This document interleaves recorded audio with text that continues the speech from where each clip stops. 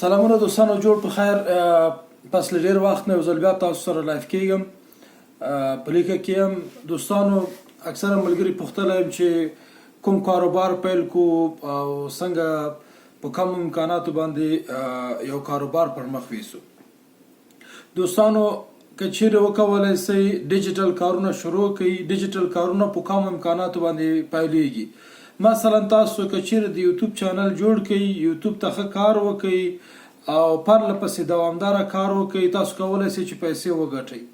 د یوټیوب په شان نور ویبپاڼې دي، نشنل او انټرنیشنل ویبپاڼې دي چې دوی د فریلانسر په توګه کارمند ته ضرورت لري، ژباړن په توګه کارمند ته ضرورت لري. آنلاین برخه کې تاسو کولی شئ چې له دغه کمپنیانو سره کار وکړئ. مشخصا د نړیوالو معتبرو کمپنیانو سره تاسو کولی شئ چې ورک فرام هوم، یعنی د کور نه کار وکړئ، ځان ثبت او راجستر کړئ او هغوی ته خدمات وړاندې کړئ. که چیرې هغه کار هم نه کوئ نو تر ټولو مهمه دا ده چې تاسو یوټیوب چینل جوړ کړئ، یوټیوب ته سئ او فیسبوک او ټیک ټاک، انستاګرام، دا برخې ښه دي چې تاسو پر مخ لاړ سئ، شهرت پیدا کړئ، ولې د بزنس دپاره، د پیسو د ګټلو دپاره او همدارنګه د لپاره چې تاسو ریکارډ منظم وساتل سي. یوټیوب خو پلیټفارم دی، بل یوټیوب خپل په یو یونیورسيټي په یو پوهنتون باندې بدل شوی، ټول مکمل معلومات په یوټیوب کې شته دی. هر یو یوټیوب چینل جوړوي، په هغه کې خپل ویډیوګانې نشروي.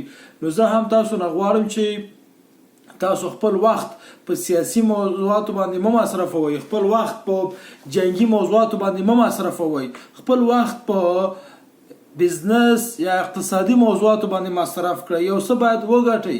موږ ټول امکانات په افغانستان کې لرو، د افغانستان نه د باندې لرو.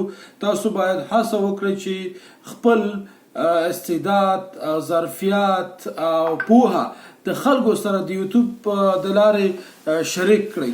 زه هم اکثره ډیر زیات مصروف یم، ډیر کم وخت پیدا کوم چې یوټیوب ته ویډیو پورته کړم، ولې دا چې زه خپل افغانان ګورم چې دوی په مختلفو کارونو کې مصروف دي او خپل وخت ضایع کوي، ټول ورځ ناست دي، یو ته کمنټ ولیکي، بل ته کمنټ ولیکي، یو ته کنځلې ولیکي، بل ته کنځلې ولیکي، یو توهین کی، بل توهین کی، یا مثلا یو تشویق کړي، بل ته کنځلې وکي، یا یو سیاسون پسې لاړ شي، بل سیاسون پسې لاړ شي، کله ملا خې کېږي، کله دیموکرات خې کېږي، کله جمهوریت خې کېږي، کله امارات خې کېږي.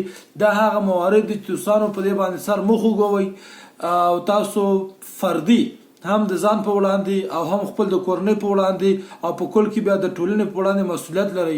لومړی ځان ماړه کړئ، ځان ته پیسې پیدا کړئ، حلاله روزي پیدا کړئ، کاروبار وکړئ، یو صراط المستقیم ځان ته غوره کړئ او په منظم شکل خپل کار پر مخ ویسئ.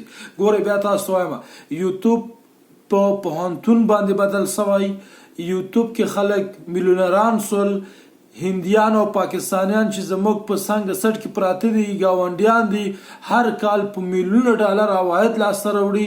دوی خپلو کې موټیویشن سپیکران لري، کوچ لري، ایجوکیټرز لري او سپورټ په برخه کې ډېر کادرونه لري او په بزنس کې ډېر ښه استعدادونه لري. په کل کې دوی په مختلفو برخو کې فعالیت کوي او د یوټیوب چینل څخه استفاده کوي، ځان ته پیسې ګټي. د هغوی که میوزیک دی، که شعر دی، د هغوی که نثر دی، د هغوی که ادبیات دي، د هغوی که سیاسي موضوعاتو باندې زه مشوره تاسو نه ورکوم، ځکه د افغانستان سیاسي اوضاع ښه نه دی، ولې په نورو هېوادونو کې چې یا د اقل هغه د سر ضمانت دی وي او درته ډېر مشکلات جوړ نه شي، کولی شي بیا په سیاسي موضوعاتو باندې بحث وکړي او د بزنس په هدف یې وکاروئ.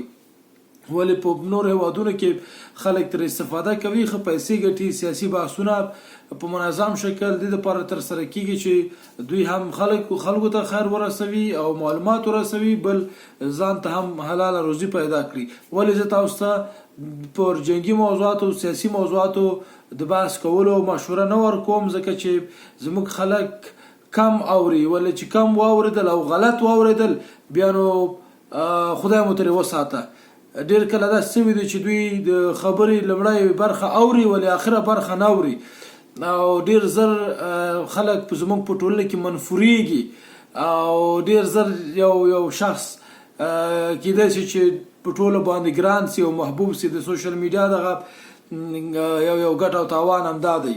په هر حال زما مشوره دا ده چې یوټیوب ته شئ، فیسبوک، انستاګرام او دا پلیټفارمونه که چیرې کاروئ، ټیک ټاک کاروئ او ځان ته تاسو کولی شئ مثلا چې اډورټایزمنټ یا اعلانات پیدا کړئ، نشر کړئ، ښه دی. او که نه یوټیوب ښه پلیټفارم دی او د یوټیوب نه په مؤثره ګټه واخلئ او ځان پکې ورسوئ، ویښه ویډیوګانې جوړ کړئ، د افغانستان ښکلا د خلکو سره شریک کړئ، د افغانستان د شعر اهمیت خلکو ته بیان کړئ او د افغانستان په ایجوکیشنل سیستم یا په تعلیمي نصاب باندې کار وکړئ، خلکو ته مشورې ورکړئ، آنلاین صحي مشورې پیل کړئ او د انویسټمنټ یا د پانګونې ویډیوګانې جوړ کړئ. همدغسې مختلف برخې دي، تاسو کولی شئ چې په دغه برخه کې کار وکړئ، فعالیت وکړئ. زه ستاسو ډېر وخت نه نیسم، هڅه مې وکړه چې یو لنډه ویډیو جوړه کړم او زما یوټیوب سبسکرایب کړئ. د وروسته زه هڅه کوم چې په انګلیسي ژبه باندې هم ځینې ویډیوګانې جوړ کړم، ځکه چې اکثره معلومات او موضوعات په انګلیسي ژبه باندې دي، نو زموږ خلک باید ترې خبر سي او تاسو باید انګلیسي ژبه زده کړئ. انګلیسي ژبه د کاروبار لپاره کلي دی او د پرمختګ لپاره یو لاره ده، تاسو ته هغه ورونه او دروازې پرانیزي.